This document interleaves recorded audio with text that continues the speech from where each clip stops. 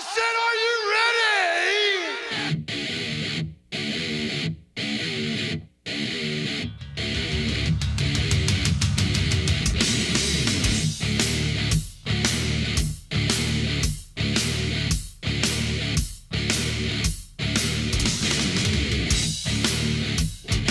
I'm holding a VHS copy of one of the greatest independent films of all time, the 1988 John Carpenter classic, They Live, starring the maniac from Always Sunny and the host of Piper's Pit, Roddy Piper. You know, you look like your head fell in the cheese dip back in 1957.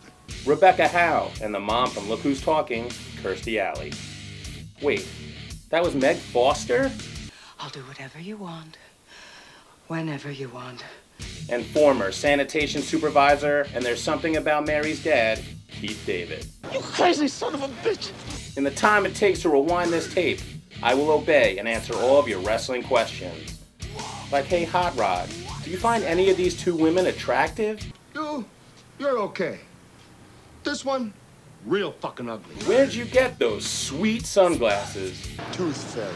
And why the hell did you even come here? I have come here to chew bubblegum and kick ass.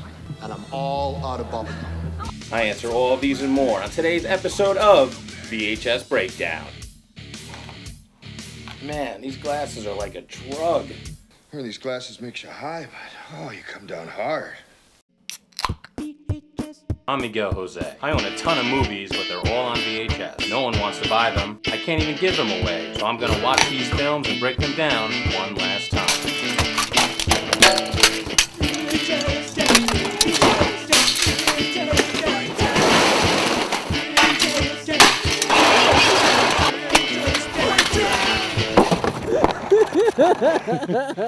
You better find yourself someplace to hide and keep praying nobody ever finds you. Try these on. Look, you crazy mother. Put these on. Hey, stay away from me. I'm telling you, you dumb son of a... So I just watched the tape. And to be honest, I really only chose this film because it has the greatest fight scene in movie history. Come on. Come on. But what I just watched was an intense and eye-opening look at how American consumerism is eating away this country's soul. I believe in America. He who has the gold makes the rules. The movie starts, and we get one of the best title card fade-ins of all time. Then we meet Roddy Piper.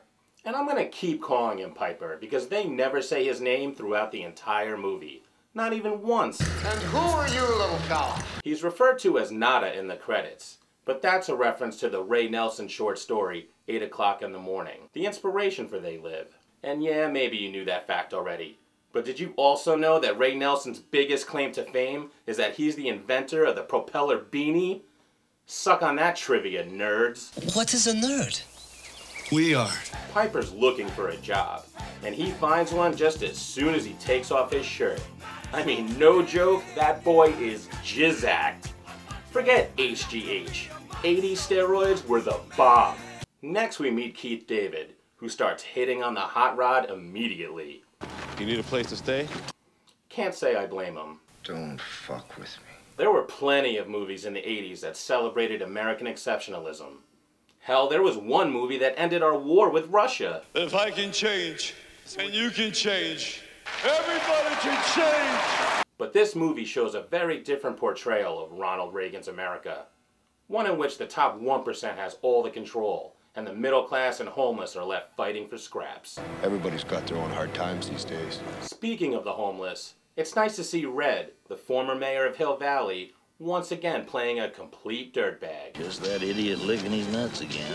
He proves if you're gonna be typecast as a bum, you might as well embrace it. Blow it out your ass. Roddy Piper's a total badass in this movie. But he's also the world's biggest klutz. I've had a rough couple of days. Later, when he's leaving the supermarket, he totally pieces out into the fruit for no reason. You know what you need? You need a Brazilian plastic surgeon. Whoa, so the dick! Anyways, for no real reason, the cops show up to their little homeless camp. And if there's one thing that hasn't changed since the 80s, it's how cops handle a crowd situation. My God, help me! Help me, Jesus! But Piper finds a box of sunglasses. And that's when things start to get really wacky. Whew. It's like a drug. Not only does he now see things in black and white, advertisements and dollar bills now say things like, no independent thought, this is your God, and obey. And besides this being the motto of the Republican Party, these slogans also helped inspire the artist Shepard Fairey, whose Obey campaign was taken straight from the film. You may also recognize his work from the Obama Hope poster. Anyways, with these glasses, Piper can see the world for how it really is. A world where people in power brainwash the public through television and advertising, turning people into brain-dead zombies who never question authority. Daddy, I have a headache. Me too, honey. And oh yeah, it also shows them creepy aliens. That's right. With these glasses, he can see these ugly aliens that are disguised as people. The aliens finally catch on to the fact that Hot Rod can see him though.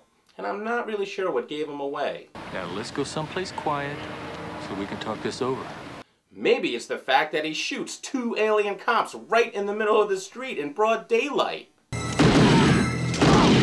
So you bastards die just like we do. It probably doesn't help that he also steals their shotgun and then strolls into a bank, shooting more aliens that look like people.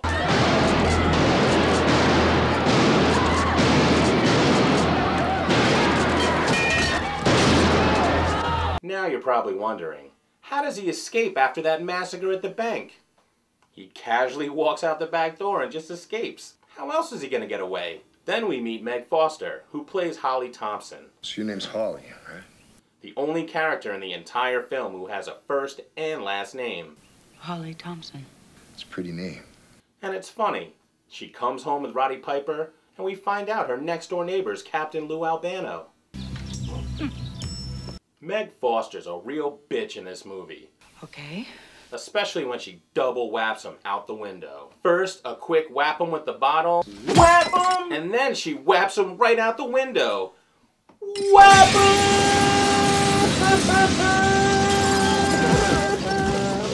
She does this because she doesn't want to put on those glasses. I don't blame her though, because if I had eyes as dreamy as that, I wouldn't want to cover them up either. But Piper escapes, and he finds David Keith. So he tries to get him to put on the glasses too. Either put on these glasses or start eating that trash can. And at a real time of 5 minutes and 20 seconds, what follows next is the greatest movie fight scene of all time. What a match this is! Oh, Bulldog! What a match!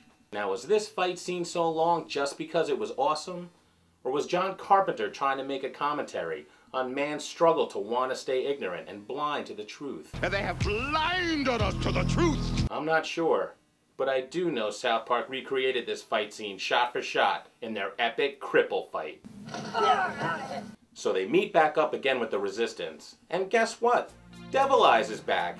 Only this time, she's not a bitch anymore. She's on the good guys team. The aliens are looking for Hot Rod. 3950, lock the elevator down.